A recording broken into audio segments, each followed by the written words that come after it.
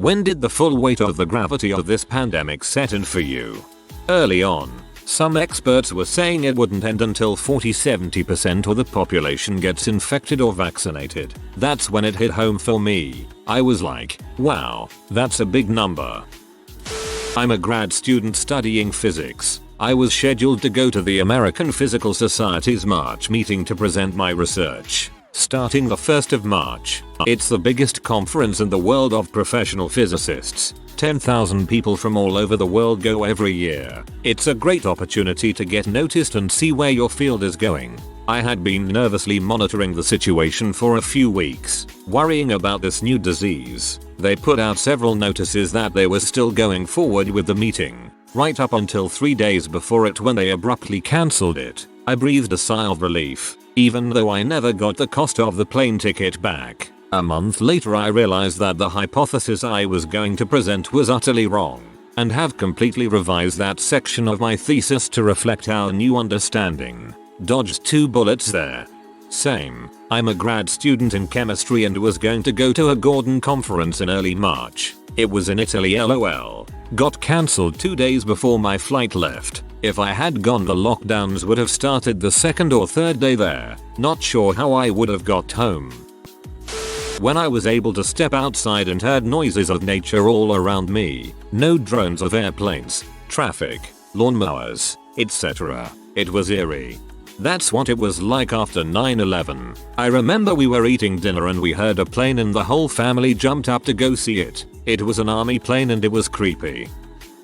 The first time I had to use an unapproved app on my phone so a family could say goodbye to my patient. It was emotional and more distant than it should have been.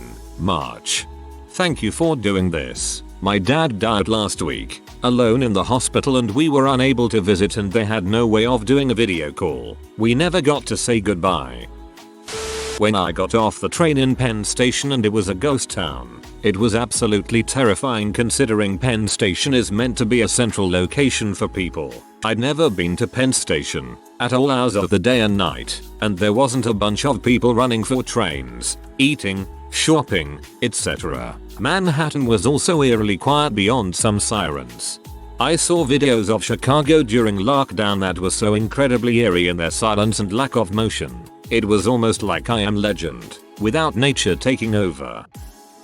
When my boss called me into her office and asked me whether I could work from home, as a precaution, so that the entire department would not be paralyzed if somebody were infected. This was in March, I believe. I'm still working from home. For me, it's when the whole thing kicked off. Went to food for less and almost everything was gone. This was at the start of the water toilet paper craze. I'll never forget this random old guy next to me say we will get past this and everything will go back to normal. Probably one of the most real moments in my life. I study in a school that's known for not cancelling class. The city has been flooded, lightning storms, blackouts, everything you can think of, and the school was still open. When they said they were switching to online learning, I knew crap was going down. ETA, almost forgot the teacher protests. Almost every single teacher in the city was protesting and the dang school was still open. When a bunch of billionaires decided to willingly suspend the NBA season. People that process that much money don't just decide to halt ticket sales for their cash cow sports franchises without a dang good reason. I work for NBA TV, and when they told us to work from home in March, I knew it was serious. Fortunately, we've been able to keep busy creating new graphics. I actually think this may have been our busiest year. When I hadn't been anywhere in so long, I finally had to drive to run an errand and it felt like I was doing something illegal. Same. I basically forgot how to drive. It was so weird. I run past a hospital. Behind is a fenced off area for initial screening, and behind that, refrigerator trucks. Very early on, I saw a line of 7-10 gurneys, bodies wrapped, and 2 people in hazmat suits lifting a wrapped body into a truck with fog escaping. Sockle. This was late March.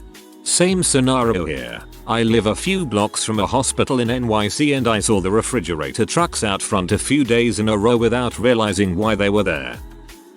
Pretty much from the get-go, I had just gotten to an island in the middle of the Pacific from being on a boat for a while. Borders were closing on us fast. The local government wanted all outsiders out now, and we had to make very important decisions very quickly. It felt like choosing your starting position in a zombie apocalypse or dystopian future game, but viral.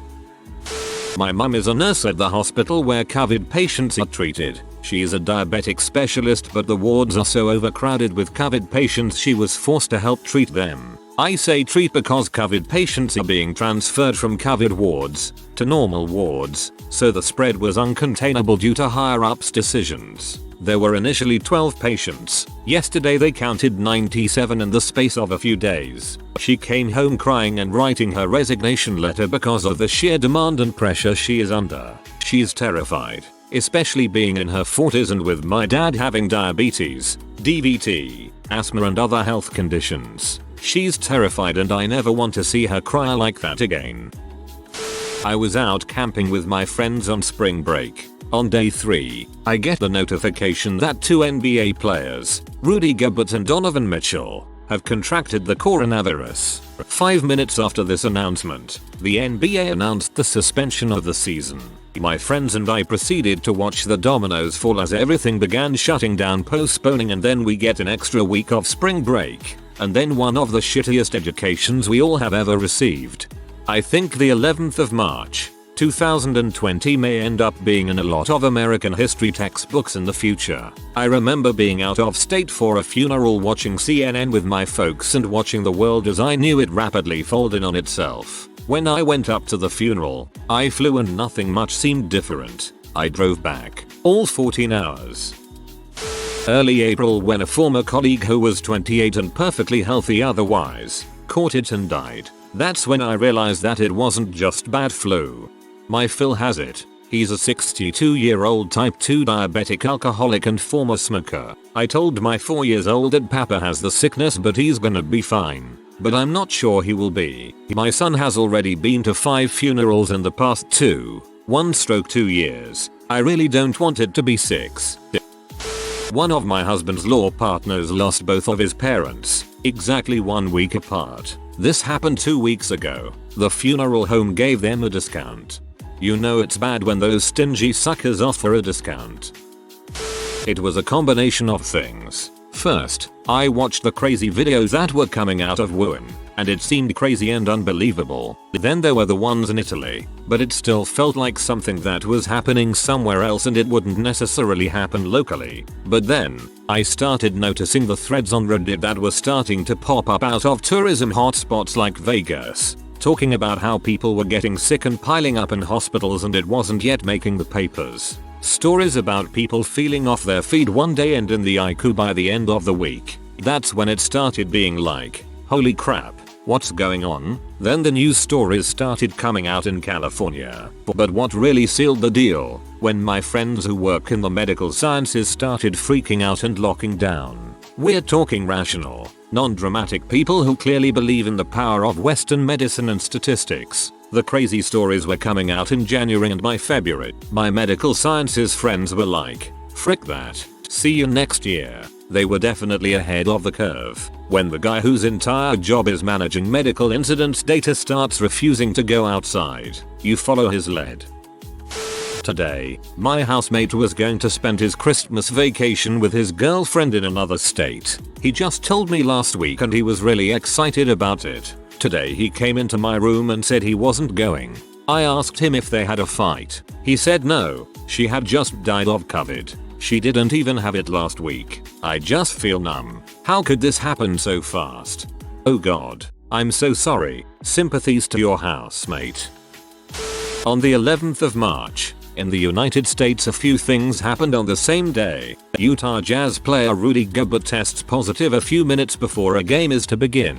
The entire NBA season is cancelled the following day. Tom Hanks announces a positive test result from Australia. The president that evening announces a Europe travel ban to take effect in a few days. I had been following the news very closely from late December, and recently wrote a book about the biology and biotechnology of COVID-19 diagnostics, therapeutics and vaccines. I remember that. School got cancelled for me 2 days after that. When we couldn't hold a service for my recently deceased grandmother, who passed at the end of August, Local mortician didn't have a setup for a remote service. I live in a rural town. There was no proper goodbye. She was my favorite person in the world. The severity of COVID has hung over my head this entire time. I live with my family yet. I'm that 40-year-old guy that lives with his parents and try to take care of them when I can. 3 people that are 65 plus live in this house. I also live with my sister, who is a few years younger than me and treats the pandemic like it's the freaking flu, runs out and parties with friends, etc. I'm stressed 24/7. It does not help with my PTSD, depression and anxiety, but the fact that she died without being recognized, I feel like I'm going to be haunted the rest of my life by the fact that my grandmother didn't get a proper send-off. She was a fantastic person. Every day now is fresh new gravity, the worst of times beyond anything I could have imagined. Life was so good before, and I didn't appreciate it enough. In March, when the WHO, World Health Organization, announced it as a pandemic, I thought to myself, oh crap, this is really serious. I'm baffled at how people treat it now though, with millions of cases and nearly 1.5 million recorded deaths total. Stay safe, please. It's crazy to me we took it more serious when there were less cases. I understand the world can't exactly come to a 100% stop, but the amount of things reopening because people are bored of being at home is insane. I work at a hospital. The Friday before we went into lockdown was the last day I worked in almost 2 months because my department was deemed non-essential and therefore we closed. I was alone in my office for hours calling all my clients, cancelling all upcoming appointments and saying we would reschedule again when things opened up, not knowing when that would be. Everyone around me was in a frenzy, also cancelling every upcoming appointment. There were people wearing masks in March when no one was wearing masks, installing acrylic guards on every booth and putting down black and yellow tape marking the safe distance between the patient and the booth and creating lanes to make sure people coming in and going out didn't cross paths. They were putting up a huge tent outside to create an outdoors waiting room. Everyone had a very somber attitude because we all knew no one knew when we'd be back again. It seemed something out of an apocalyptic movie. When I walked through that door, not knowing when I would come back and having seen all of that, it really hit me that this wasn't like anything we'd ever been through. Everyone had a very somber attitude because we all knew no one knew when we'd be back again. You reminded me of something I had almost forgot. My employer had us all clean out our desks and some offices in anticipation of going WFH. Watching so many people walking out with boxes of their belongings, it was like the company was shutting down. It was a surreal sight. Very early in the year, I teach Chinese kids on the internet. They were getting locked down and telling me they hadn't left the house in weeks, so I started following the story. I was a crazy guy in like January, telling everyone this was coming and they better pay attention and it wasn't just going to be a 2-week shutdown. Told you so. I had a few times. One, when this went from feeling like I was scamming the system by being able to work from home, to honing my working from home skills because this is not a 1-month vacation at home. 2, when I realized it's been so long since I have seen some of my friends, that we have actually grown apart. 3, it went from raising a baby and a toddler during a pandemic to raising 2 toddlers during the pandemic. 4, watching movies I have seen a million times to only be envious of their gathering together, all the while wondering when the next time will be that I can do that. 5, when I looked at my hours logged into Call of Duty and was like, dude, my high school self would be envious of my playtime. Each of these had a different type of resignation for me in which I really noticed the severity of the pandemic. Number 2 hits hard. I had already lost my job before the lockdown happened. The one I just before the lockdown was for a bar which got shut down at the end of March. I have a mortgage and a school-aged child and had just separated from my wife after being together for 21 years. For the first time I was truly on my own with an eye-watering amount of debt and no idea what to do. In July I had a 30-year-old co-worker, younger than me, at about the same level of health as I am, die from COVID. I wasn't close enough to him to visit him in the hospital or anything, and I just assumed that even though he was in the ICU that he was going to get better. When I found out he lost the fight, it brought my own mortality into a spotlight. The worst part? Talking to my mom about it and having her ask what else was wrong with him. because people aren't actually dying from COVID. Doctors are lying on the death certificates. When I first walked onto a COVID ward in a hospital and saw some people very sick with the virus, the coughing that was rattling around echoed and the staff with full PPE scurrying around worried and tense. I'd previously been to intensive care wards and the staff were never that tense. It was weird, you could feel it in the atmosphere. A few weeks into lockdown, my distant cousin was in the news. A very young man who died from COVID. I wasn't close to him at all, but I'm close to his sister. I didn't even put 2 and 2 together until she called crying about how much and wanted attention she was getting from the media. A few weeks later my uncle died from COVID. Found his name online in a death notice. I loved him dearly. He and I were the black sheep of the family. No one in my family who lives nearby arranged any sort of funeral or wake, although that's understandable given the pandemic, or proper obituary, or worse claimed him or his ashes. I'm across the country and high risk so I can't. It's been several months. I still cannot collect his ashes, and his next of kin won't. I feel I've failed him, but also terrified for my life and my family. If I were to rectify the situation and cross the country for his ashes, I feel selfish for not going. I feel selfish for wanting to go. I never got to say goodbye. I love you, uncle. I wish I could have held your hand so you weren't alone in your last days, and so you wouldn't still be alone now. XOXO. I swear I'm first in line for a vaccine and plane ride to get you, once I can track you down. I think you're doing the right thing. I didn't know your uncle, but I imagine he wouldn't want you to put yourself at risk in this situation. When Disneyland shut down. Disney has the political clout to evade governmental shutdown orders. California Governor Gavin Newsom made a special exemption for them in his lockdown order, and yet the board of directors decided to shut down the park anyway. This was it for me, too, and I had to scroll way too far to find it. Disneyland and Disney World shutting down. That just doesn't happen, except for hurricanes. I believe the last time Disney World closed was 9/11. When grocery stores first started with all the safety measures and whole aisles were empty or only had a couple dented cans. When I wasn't allowed to go to my wife's ultrasound appointments anymore when she was pregnant, some idiot lied about not being sick so everyone else had to pay the price. I think it was around mid-August when my OBGYN office stopped letting my fiancé come with me to appointments. He's still allowed in for ultrasounds, but that's it. It's made this pregnancy so much more stressful for me. I'm ecstatic to be having my little girl, but I sometimes wish my body would have waited a little while longer before deciding it was ready to make a baby. Went to school.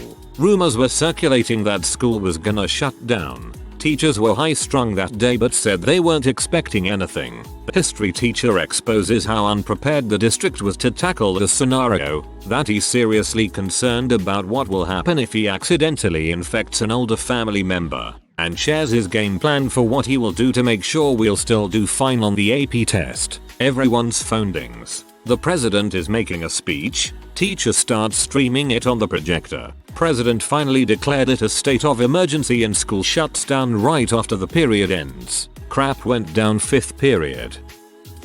The disabled child that died in Wuhan because his parents had been infected and moved to Haiku and no one could feed him because they were too terrified to go into a COVID hotspot. I felt like I was thrown back to the Black Death.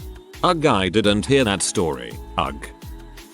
I work in a school with high poverty rates. The 13th of March, during the after-school meeting about the shutdown, we started talking about the length of the shutdown. It was then that the person who manages the Family and Community Resource Center started to cry, knowing how hard it would be to support our students' material needs. I had spent my day working to calm kids' anxieties, so I wasn't thinking about that stuff. But seeing her reaction really made me think about all the particulars of the year to come. Many of our students don't get enough to eat at home. Many of our students are newly homeless, and those that were already homeless are facing even more scarcity of resources. Many of our kids are being left alone all day because their parents simply can't afford childcare. Lots of kids are backsliding on important academic and social emotional progress. Most of our kids are just as cripplingly lonely as us adults. Abuse rates are on the rise due to stress, and reporting rates are down because of our limited access to the students. In addition to hoping for expediency and vaccines,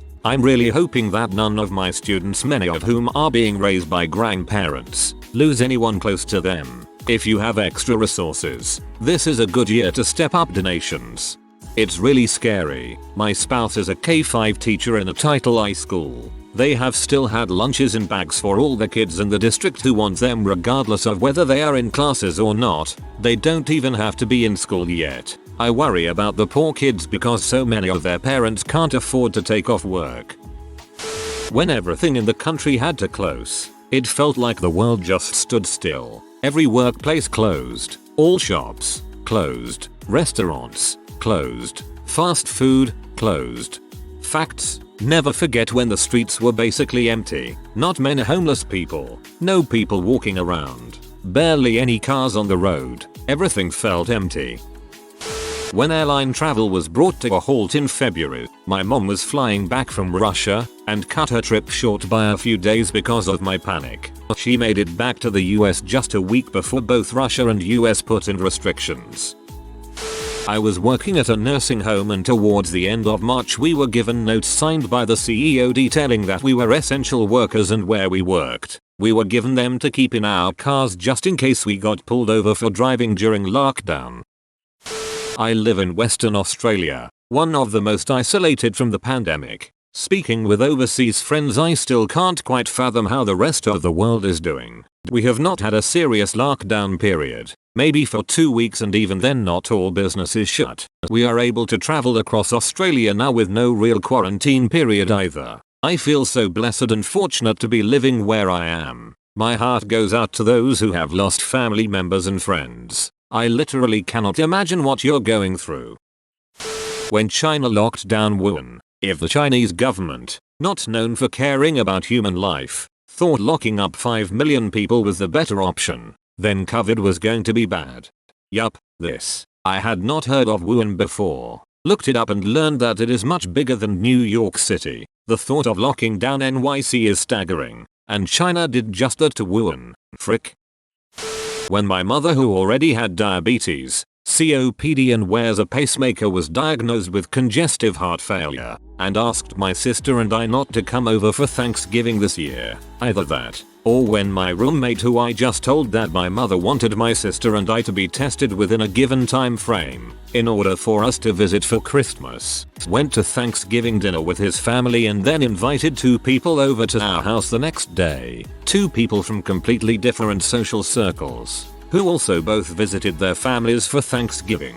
I think I will have to tell my mother I won't be visiting for Christmas after that. I had been socially motherfucking isolated. I order all my food and won't open the door if the driver is standing at the door. My cat requires special food, so I do have to walk into PetSmart now and then, but I am in and out. I have my groceries ordered online and wait in line in my car to pick them up from outdoor lockers. Then this dude has a COVID convention in our house. I'm a little salty. First time, 3 weeks in of my wife and I working from home with both kids around constantly, exhausted, trying to figure out a schedule and not lose it. Second time, still working from home and I put my Christmas lights out. Mother sucker, we were in this pandemic when I took those suckers down from last year. From Louisiana here, and a nurse. I was working at a LTC facility, nursing home rehab, and one day in March on my way to work, Governor Edwards was holding a press conference that I was listening to on the radio. I knew things were already bad because of the temp checks and masks, but what he said that day floored me. He was giving incredible numbers for the amount of new cases statewide, hospitalizations, and deaths. He compared those numbers to what they were seeing the week and days before. The difference was staggering. He also said they were instituting shutdowns and directing temp care facilities for COVID patients and that the hospitals were almost to capacity. He said that the N95 masks were in short supply and that they were starting a website to recruit volunteer healthcare workers to help with the hardest hit communities like New Orleans. I pulled over and cried. Then I went to work. Things haven't been the same since, obviously. Thank you. Stay safe. 3. If you are new to the channel, you can subscribe. I publish new videos every day. Until then, check another video.